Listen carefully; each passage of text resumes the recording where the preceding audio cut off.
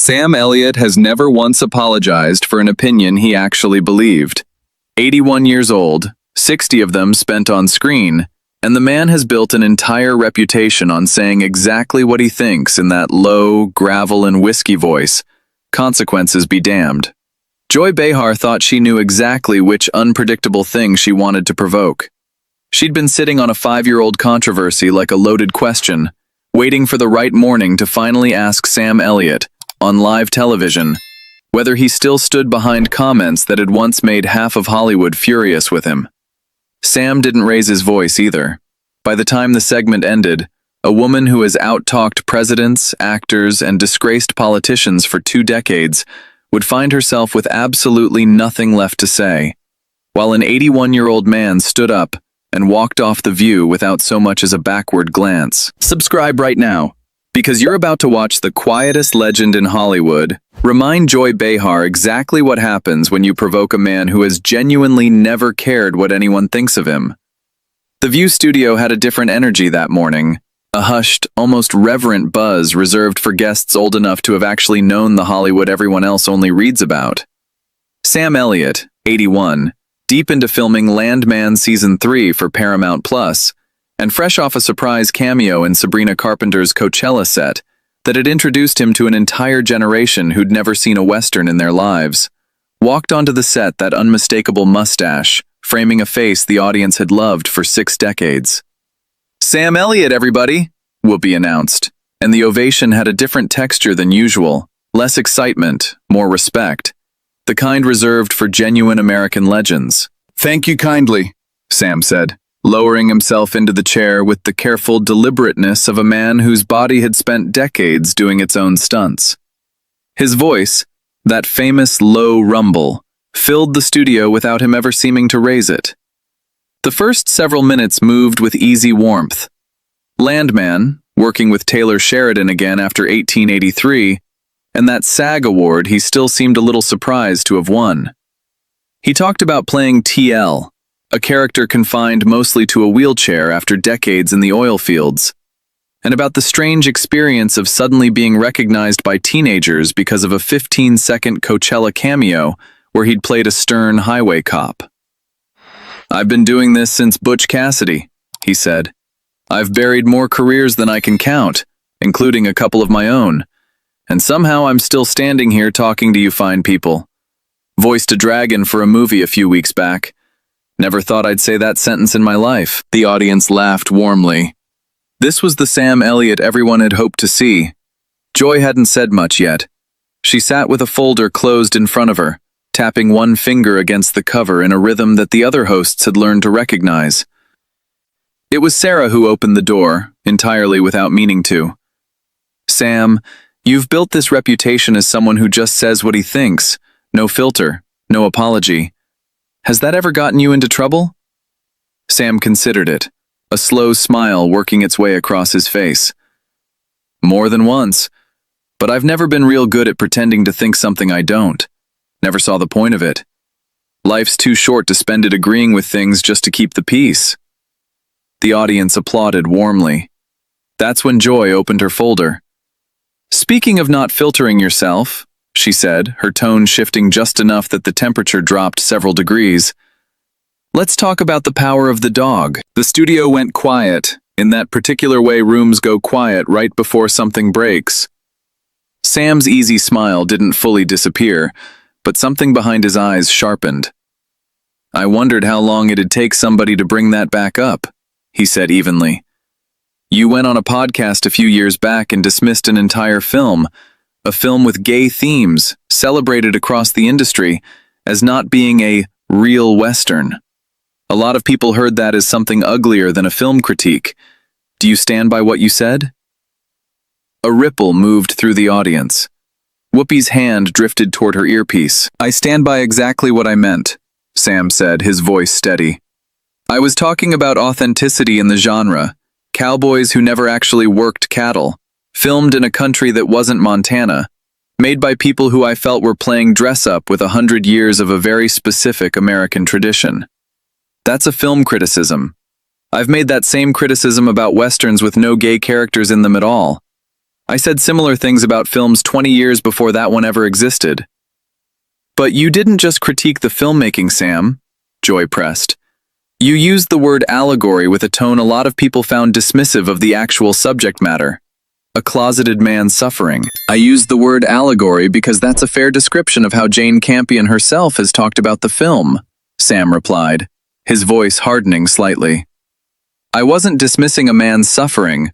I was talking about genre conventions I've spent 60 years living inside of, in a way most film critics never have. But the timing and the way you said it landed as something else to a lot of people, Joy pressed, flipping open her folder. Words like that, about a film specifically praised for its portrayal of a closeted gay man.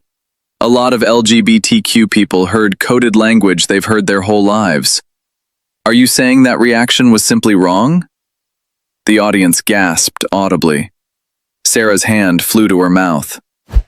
Sam was quiet for a long moment, his jaw working slightly before he spoke. I'm saying I apologized for how it landed within days of saying it, he replied, his voice low and even. I called the director myself. I've worked with gay actors, gay crew members, gay writers my entire career. Some of the best friends I've ever had on a set. If somebody genuinely believed I meant something hateful, I understand why that hurt, and I said so, publicly, a long time ago. But you never fully walked back the actual comments about the film itself, Joy said, pressing further. No, I didn't, Sam said, and something in his tone hardened. Because I'm allowed to think a film wasn't authentic to a genre I've spent 60 years working in, without that opinion being evidence of something darker about my character. You're doing right now exactly what upset people back then, deciding that a critique of craft must secretly be a critique of identity, because that's a more interesting story than the boring truth. I think a lot of people would say that's a convenient way to avoid accountability, Joy said, her voice sharpening. And I think a lot of people confuse having an opinion with needing forgiveness for it, Sam replied, leaning forward slightly. I own what I said about authenticity. I've owned it for 5 years. What I won't own is a version of myself you've built in that folder before I ever sat down in this chair. Joy flipped to another page, clearly unwilling to let it go. There's also the matter of the actors in that film. Both men Oscar-nominated for portraying that relationship with real sensitivity. Did you ever reach out to either of them directly, the way you say you reached out to the director? I didn't, Sam admitted, his jaw tightening slightly.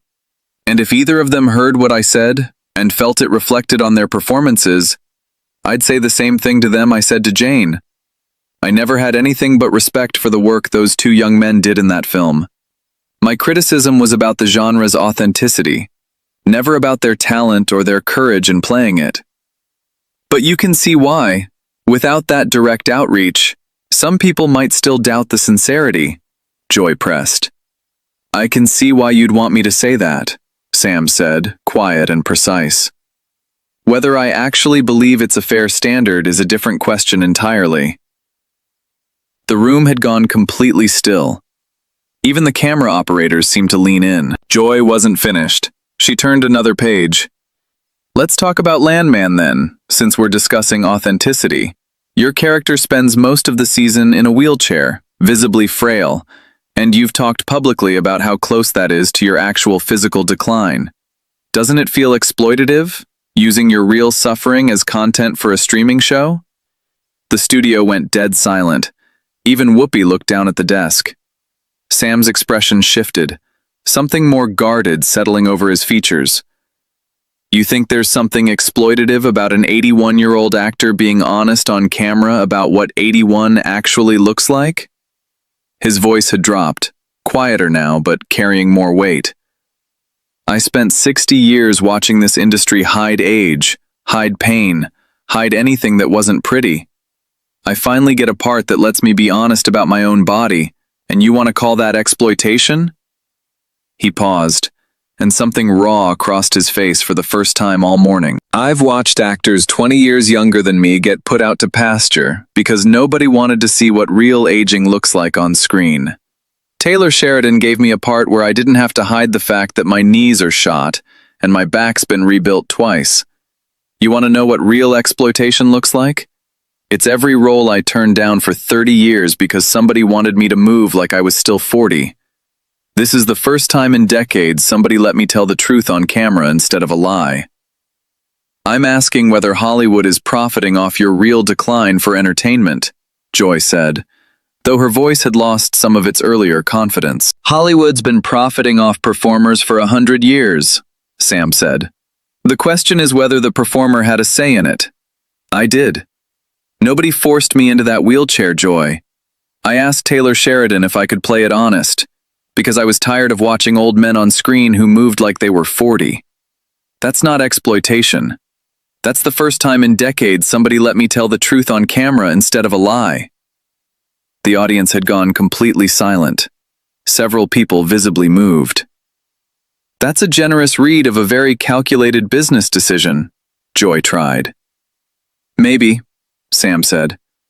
Or maybe you've spent so long assuming everyone's motives are calculated that you've forgotten some of us are just tired of lying for a living. Some critics have suggested Paramount is leaning into your visible frailty specifically because it's gotten the show attention it wouldn't otherwise have, Joy continued, glancing at her folder again. Ratings went up considerably once your storyline started. Doesn't that timing bother you at all? Ratings went up because people connected with something true, Sam said, his voice steady but with an edge now. You're suggesting a network sat in a room and calculated that my real physical decline would be good for business? I was there for those conversations, Joy. Taylor Sheridan asked me if I was comfortable playing it honest. I said yes. There wasn't a spreadsheet involved, just an actor finally being allowed to tell the truth about his own body after 60 years of hiding it. But you understand why viewers watching an 81-year-old man's real struggles might feel uneasy calling that entertainment, Joy pressed. I understand why you'd want me to feel uneasy about it, Sam said. I don't. I'm proud of that work. It's the most honest thing I've done in decades, and I'm not going to apologize for it just because you've decided it makes a better story if I do. Joy tried a different angle, sensing the room's energy shifting but unwilling to retreat. Let's go back to the power of the dog comments one more time. Do you understand why some people simply don't believe your apology was sincere? That it looked more like damage control than genuine reflection? I can't control what people choose to believe about my sincerity, Sam said, his voice gaining a controlled intensity. I called the man himself. I didn't do it through a publicist. I didn't do it through a statement written by somebody in an office. I picked up a phone and told Jane Campion directly that I regretted how my words landed, because I respected her enough to say it to her face instead of hiding behind a press release. That's not something the public can verify, Joy pointed out. No, Sam agreed. And neither can you verify what's actually in my heart when I say something you've decided to be suspicious of. You've built an entire segment out of assuming the worst version of a man you'd never met before today. That says something about you, Joy, not about me. I think it's reasonable to want proof of genuine remorse from public figures. It's reasonable to want it, Sam said. It's not reasonable to reject every version of it I hand you because none of them include the specific tears you were hoping to see on camera this morning. I own the words. I've owned them for 5 years. I'm not going to keep re-owning them every time somebody wants a fresh headline out of an old story. The audience had gone utterly silent. Sarah had stopped pretending to look at her notes. I think it's fair to hold public figures accountable for language that hurts marginalized communities, Joy said, her voice rising slightly. I agree with you completely, Sam said, calm and unhurried. I've held myself accountable for exactly that. What I don't agree with is you deciding, 5 years later, that my accountability doesn't count unless it comes with the specific performance of shame you were hoping to see on television this morning. That's not what I'm asking for. It's exactly what you're asking for, Sam cut in, quiet and precise. You wanted me to cry, or get defensive enough to look guilty, or say something careless enough to give you a headline. I did neither. I told you the truth, twice, in 2 different ways, and both times you moved the target instead of accepting the answer. Joy's composure cracked visibly.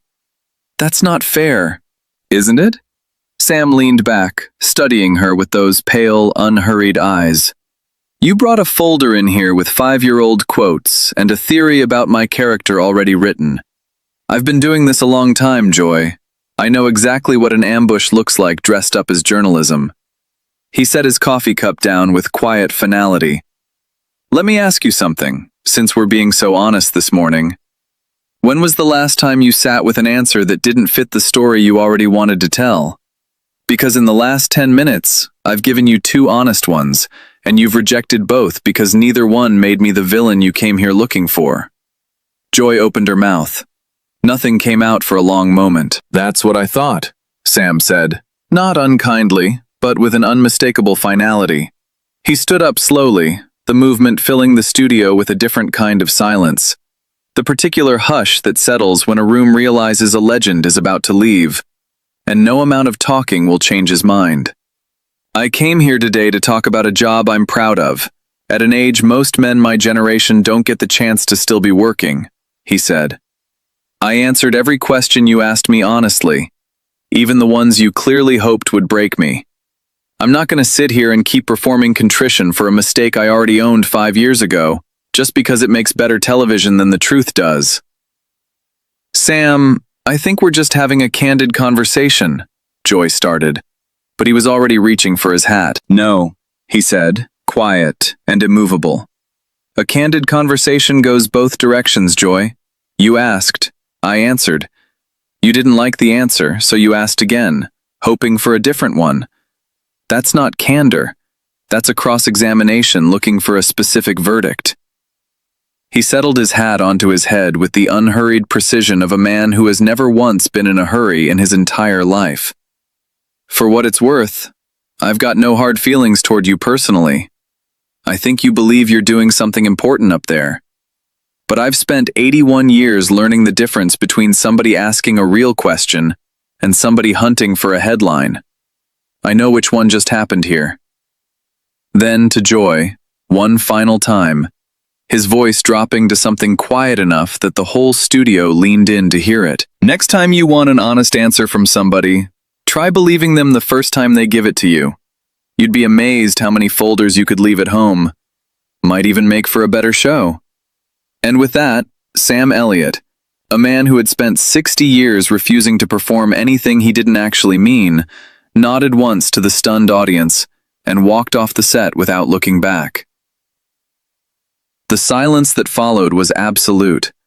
Joy Behar sat frozen, her folder still open, the 5-year-old quotes still visible in black and white. Nearly a full minute passed before anyone at that table moved. Whoopi didn't say, "We'll be right back." Sarah stared at the door he'd walked through, her hand still pressed to her chest. Sunny hadn't blinked in what felt like 30 seconds. Somewhere in the audience, an older man in the front row had started applauding alone, slowly, until a few others joined him, uncertain but moved. A production assistant near the exit later said the last thing anyone saw of Sam that morning was him pausing in the hallway outside the studio, tipping his hat once to a young crew member who'd stopped to thank him, and telling her, in that same unhurried rumble, that she should never let anybody talk her out of an honest answer either. The cameras kept rolling on an empty chair, a folder nobody wanted to look at anymore, and a co-host who had just discovered, in front of millions of people, exactly what it costs to ambush a man who has spent his entire life refusing to say anything he doesn't actually believe.